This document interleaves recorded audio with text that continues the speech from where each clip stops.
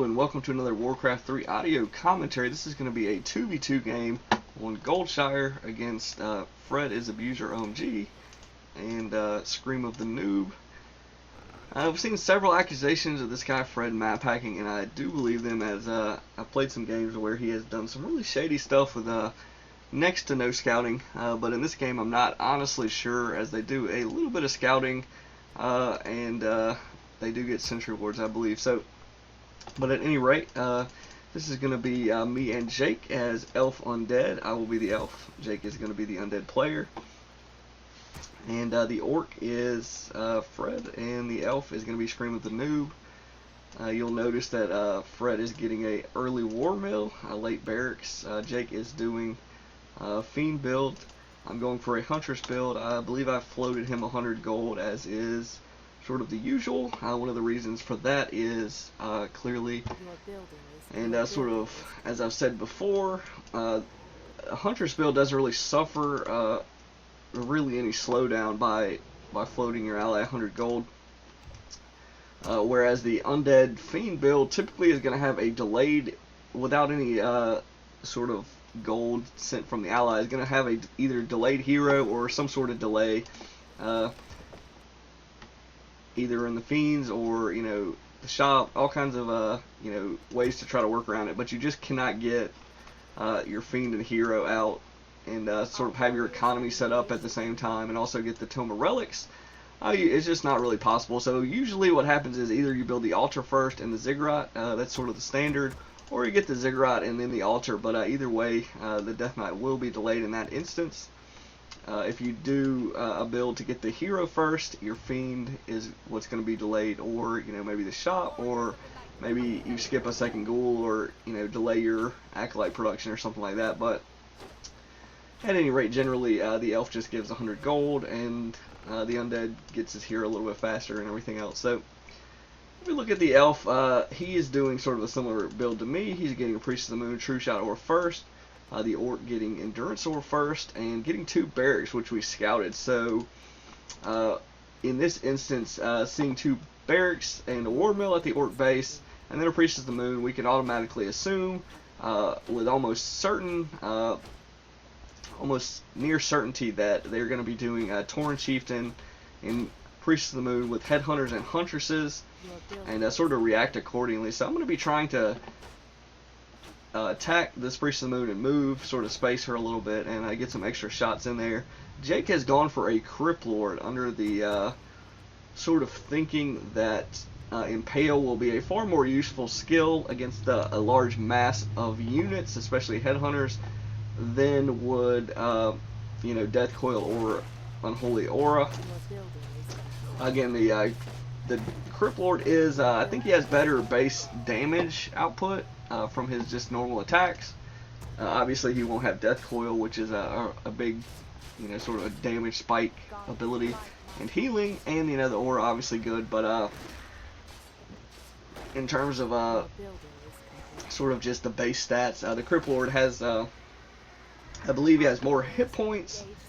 He has an ability that gives him an armor boost of 3 at level 1, and if you get it, and yeah, his base attack is just a little bit better, I think, than the Death Knight's. So those are some of the advantages. And then he's got an AoE spell, which is going to help in large battles, sort of similarly to obviously other AoE heroes like the Tauren Chieftain, for example. So in this strategy, the Crypt Lord is going to sort of function as the Tauren Chieftain in that you know, he's a big strength hero. He's got an AoE stun spell. Now the Tauren has, you know, the aura obviously is going to also be a, you know, scale really well in team games. So in that instance, you know, the Tauren Chieftain is pretty good. But the Crypt Lord's ultimate has obviously a little bit of a different sort of area of effect.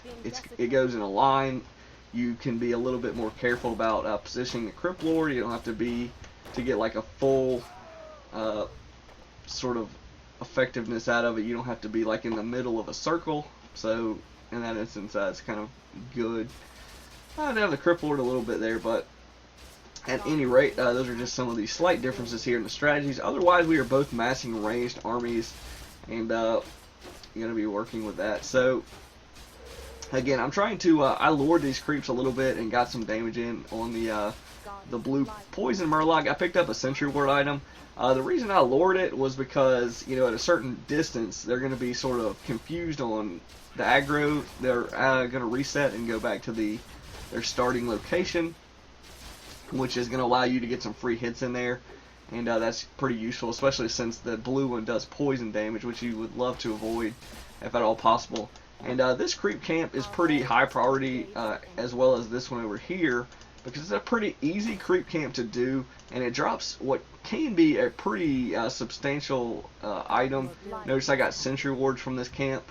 Some of the other items are lightning shield wand, mirror image wand, and I believe rejuvenation potion maybe.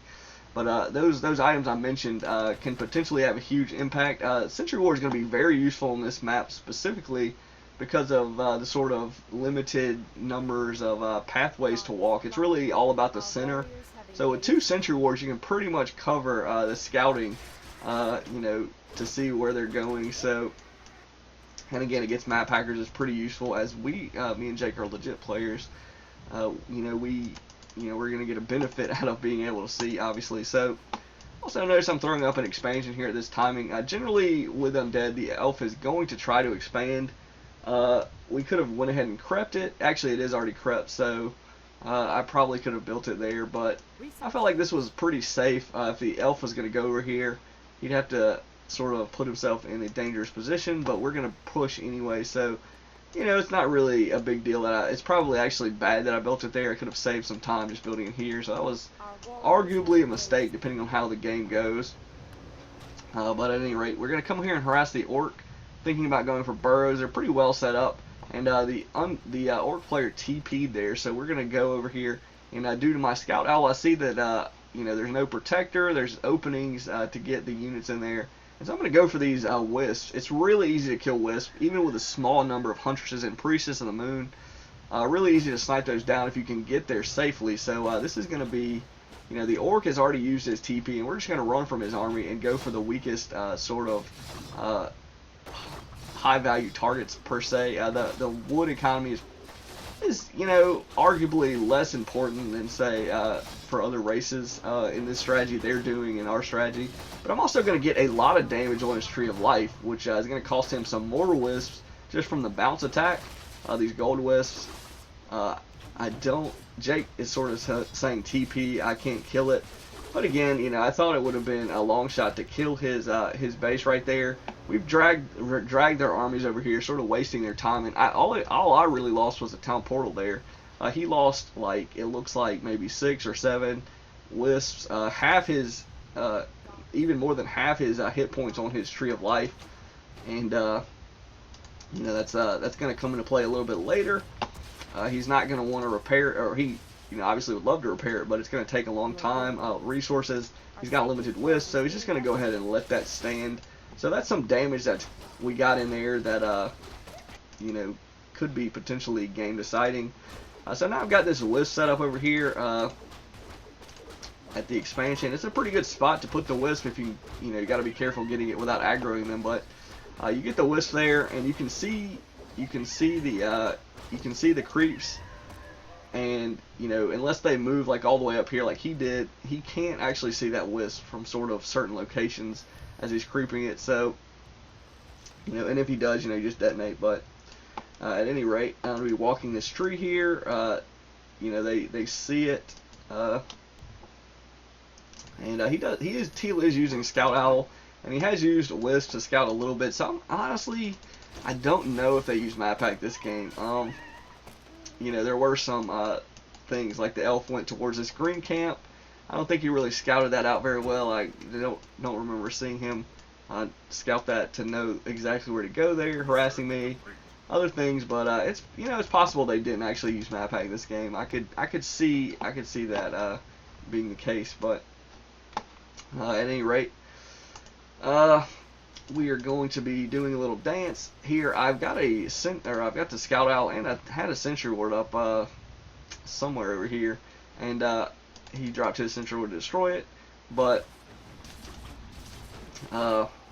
you know, I see him moving back and forth. I think he's trying to keep me from going towards Teal's expansion, and you know, that's a pretty smart thing to do, because that's really what I was going to be going for. That's a big target, just like they're going to go for my expansion. Now mine's finished, and theirs isn't quite finished, so it's going to be a bigger loss to me in these wisps. Obviously, going to be a bigger blow for them to kill my expansion. But the other thing is, after I get that expansion, I'm going to go right into his main and you know, knock that out. Arguably, it maybe would have been better for me to go straight for the main and then go for the expansion, though it's going to be harder to kill the Tree of Life once it gets up. So it's sort of a trade-off. It's faster. I can kill it. I can cancel or kill it faster when it's building, but if I wait and wait till it's finished, it's going to be, you know, they can't cancel it to get half the resources back. So, you know, it's sort of a trade-off, assuming I can kill it once it gets up. So went ahead and went for the expansion, and then I killed his going ahead and killing his main base. Notice their army here. We can slow it down a bit. Actually, I'll pause it for a second. I'm at 52 food. The other elf, and again, 52 is obviously a really dumb number to sit at. I could have detonated like 2 wisps probably, or something like that, and gotten out of upkeep just for the big boost in economy, or, you know, killed one of my huntresses. So that's sort of a mistake on my end. The orc is rocking a 60 food army. Jake is rolling with 50 food. So right now they have sort of a numbers advantage of about 8 food worth of units. Now this is a pretty good setup at my base. I've got the protector here. I've got 3 ballista, which I had to build sort of in advance of this push. I thought, you know, sort of was a little worried about a tier 2 push, and sort of rightfully so. And actually, I say tier 2, I mean really mid-game. It's about 11 minutes, maybe. But notice that Orange was able to take up and get the Berserker upgrade, which is pretty substantial. He's got 2 attack upgrades, and he's got a Kodo Beast. I don't know if that's got the if he's got the bonus upgraded command aura, but you know, they sort of have an advantage in an open, sort of an open ground fight. This would be pretty much their game, their fight to lose, because, you know, the larger army, you know, the benefit of 2 auras as opposed to 1, and again, the Tauren Chieftain aura is going to give a damage boost of at level 2. I think it's 10% attack speed. So, you know, obviously that's going to be an extra 10% on top of the 20% from level 2 True Shot aura. So there's 30%, and then, you know, another, you know, 10 or 15% or whatever from the Kodos aura. They've got armor scrolls. They've got a really upgraded damage, a lot of damage upgrades on the orc units, and 2 upgrades on the huntresses. And meanwhile, I've only got 1 attack upgrade on the huntress, so I didn't get the armor upgrade. And see, Jake has added in their necromancers, which are going to be good. They don't have any dispel. Really, their skeletons are going to be pretty good against what they're going, assuming we can get kills and keep those alive. But headhunters and demolishers are going to be really good at taking those out. But anyway, I take Teal's economy completely down, and meanwhile I keep mine up. So that's going to be notice he's mined the gold mine down to 8,500 gold. So far from that, I'm about 500 gold and ahead of him, and you know, going forward it's just only going to grow, assuming we can hold this, which again is sort of a function of my base build being pretty decent. It's got, you know, a few sort of entrances and exits. I had a protector there, got these moon wells which are going to serve as choke points. These huntresses can't really get positioning on the ballista, the meat wagons. And I'm adding in, or I'm building another Ancient War in the back so I can continue producing, which is really important since they have killed my 2 Ancients of War that were out front. So also I'm at tier 2, which is going to give me the potential to get a tier 2 hero, or a second hero, excuse me. And again, really bad micro on my part, letting my hero get surrounded there. And yeah, so it's going to cost me my level 4 Priestess of the Moon. Really sloppy play there. But overall, that battle went pretty well. We were able to knock out Teal's economy completely. He does have 1 wisp left over, so he could potentially try to get back into the game, but it's going to be sort of a long time for him to do that, and sort of gives us a good window to sort of try to take advantage. Orange is really stacked on this Tauren Chieftain though. He's level 5. He's got healing potions, mana potions, a town portal, and you know, he's making his way towards level 6, which is going to be a nightmare. And yeah, so you know, he should be very careful not to lose his hero here. But they really want to hold this battle in, because if they TP out here and try to regroup, the economy difference is going to start to come into play. And actually notice I've got the Scout Wisp from earlier is up here at their expansion. I decide I'm going to try to expand there. Their armies are pretty far away. And again, the fact that they don't actually harass us for a while maybe makes me think that potentially they, you know, weren't map hacking, because Teal could send his Huntresses there. You know, but Teal is going ahead, and Orange lost his hero there, so pretty sloppy micro. But again, like I said, TPing out there, if he would have, you know, it's not to say that it would have won them the game. It would have been the better move, obviously, but again, having my economy rolling, you know, it's going to be a pretty uphill battle for them, regardless of if that Tauren lives. But clearly, losing a level 5 hero isn't going to, and towering him back is going to be is going to have an impact on the game. So, and then he sort of had to use his, or decided to use his mana potion just for one stomp there at the timing. So, you know, arguably not the greatest use of that mana potion probably, but he did save some demolishers and stuff. So at any rate, so now we just really have to play the waiting game. Now we, you know, if they can win a decisive battle, they can potentially, you know, knock me out of the game. But we're gonna work really hard to get that, prevent that from happening. My Priest of the Moon comes out. I avoid this stomp, which is sort of crucial there.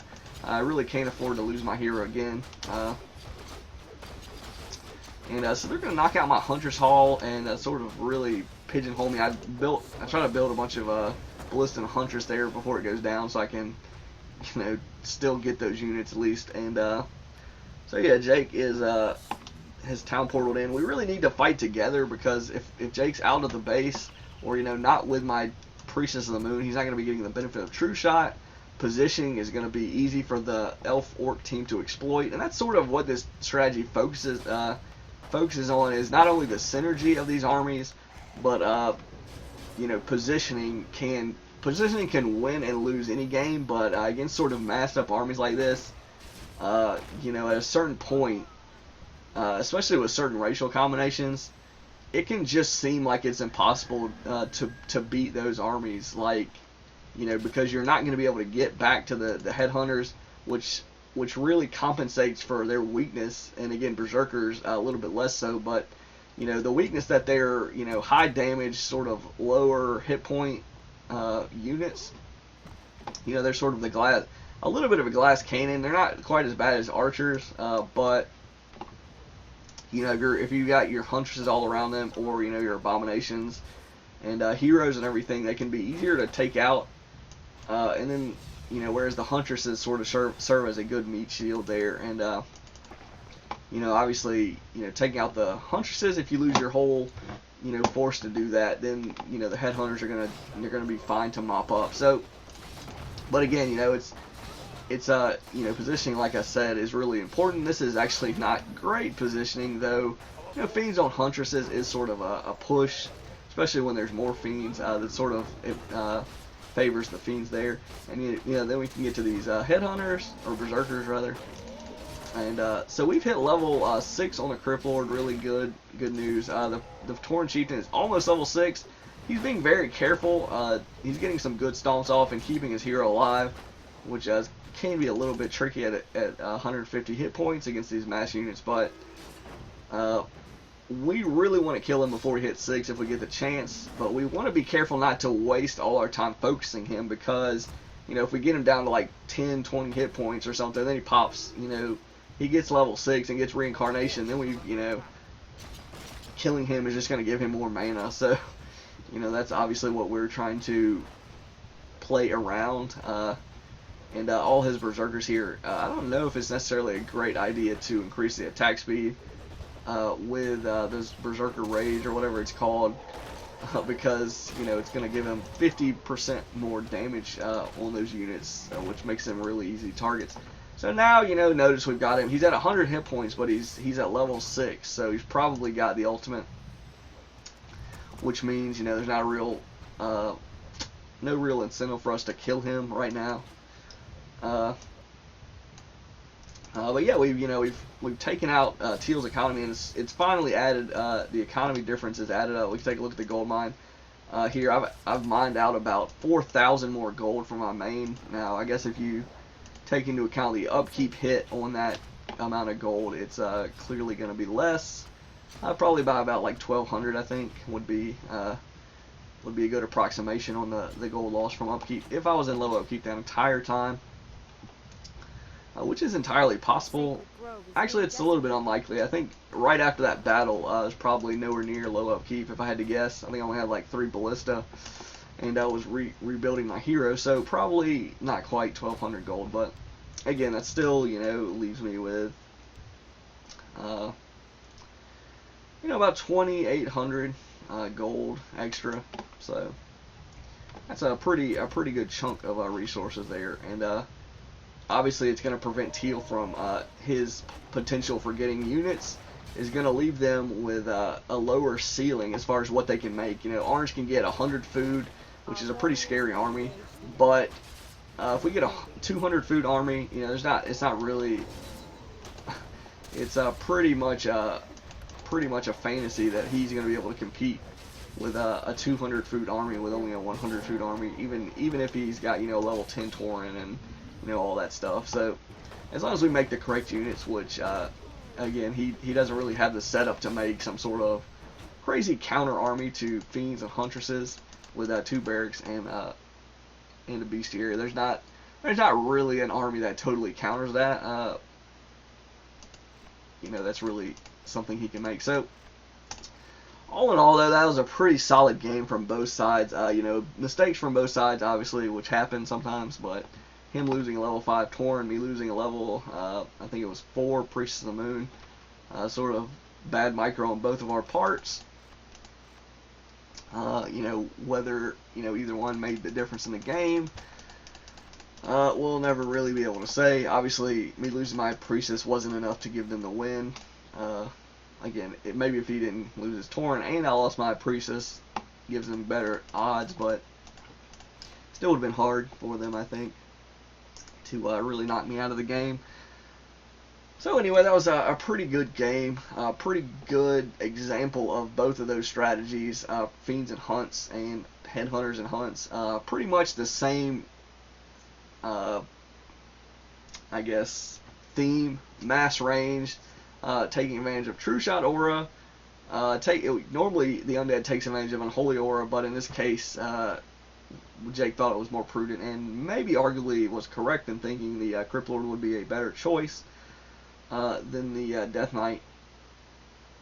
And so the game went really well for us.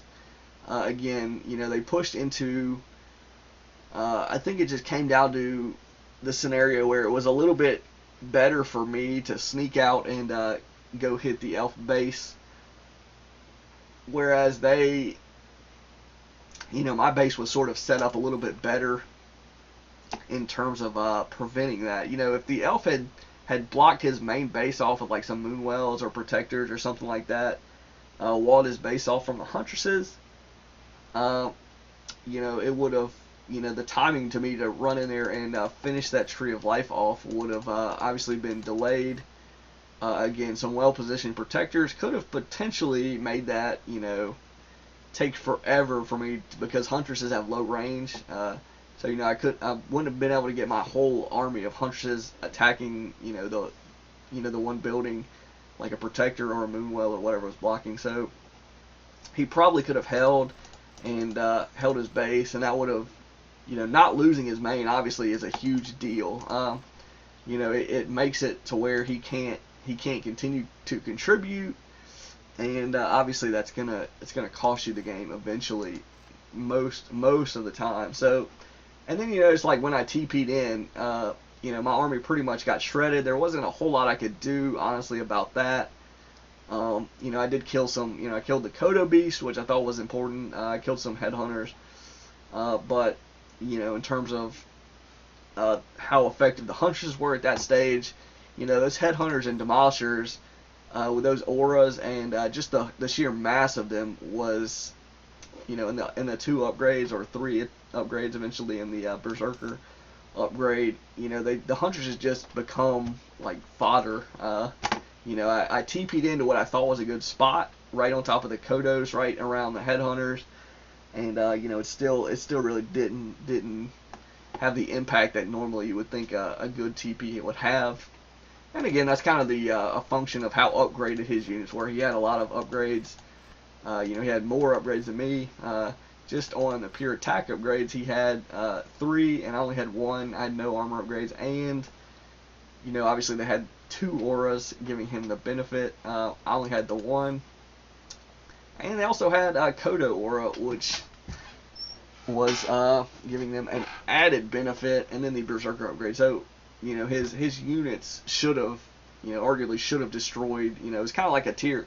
I would say that Berserkers are a tier 3 unit, kind of. I mean, they're just like a really upgraded tier 1 unit, but you know, it is a tier 3 upgrade. So, you know, you would think that they would sort of be more effective, obviously, with heavy upgrades and extra auras, and that pretty much bared out as I got completely wrecked there. But again, before that moment, I was able to get some really good use out of the hunches, and that's sort of I think that is sort of a standard, you know, example of, you know, what you should try to do.